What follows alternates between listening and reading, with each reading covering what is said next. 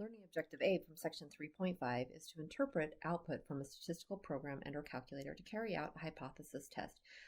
For example, GeoGebra. We're going to do this to do inference for a single proportion.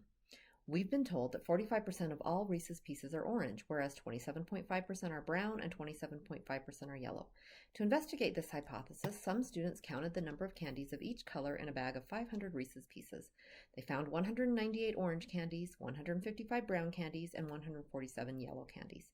Test the hypothesis that the percentage of orange Reese's Pieces is different from 45% by stating the hypotheses, calculating the test statistic and p-value, and indicating what decision you would make and what it means using a significance level of alpha equals 0.01. You may use the GeoGebra output provided. So here's the GeoGebra output, and we're going to test the hypotheses. Let's first write the hypotheses.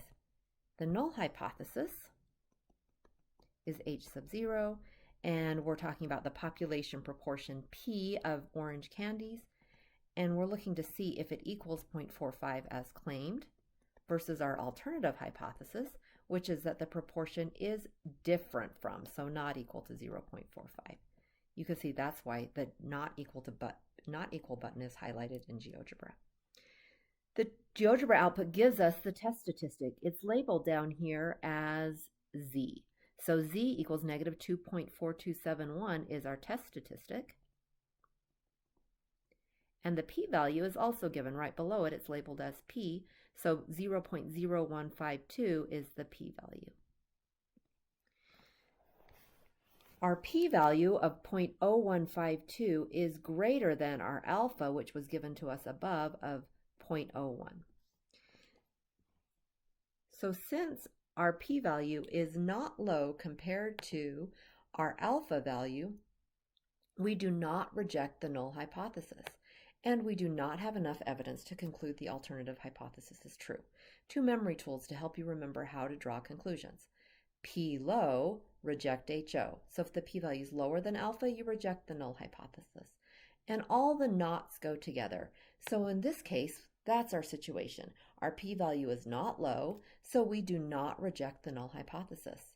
And therefore, we do not have sufficient evidence. In other words, we have insufficient evidence to conclude that the alternative hypothesis is true.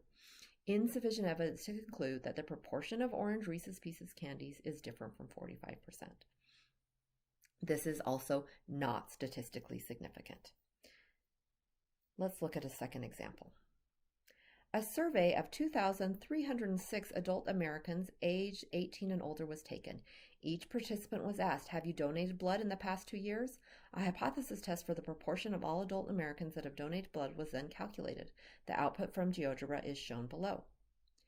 Are the results statistically significant using alpha equals 0.05? To answer this question, all we need to do is compare our p-value to our alpha. The p-value is given in the output right here.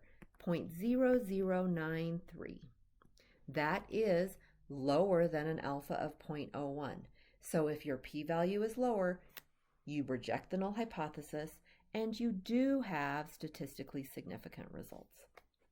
Using a complete sentence, what is the appropriate conclusion for the hypothesis test computed in GeoGebra?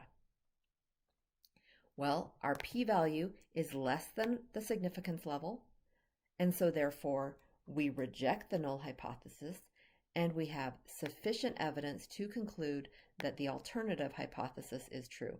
Our alternative hypothesis here is that the proportion is less than 0.2.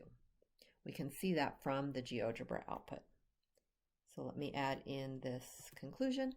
Since the p-value 0.0093 is less than the significance level 0.01, there is sufficient evidence to conclude that the proportion of all adult Americans aged 18 and older who donated blood in the past 2 years is less than 0.2.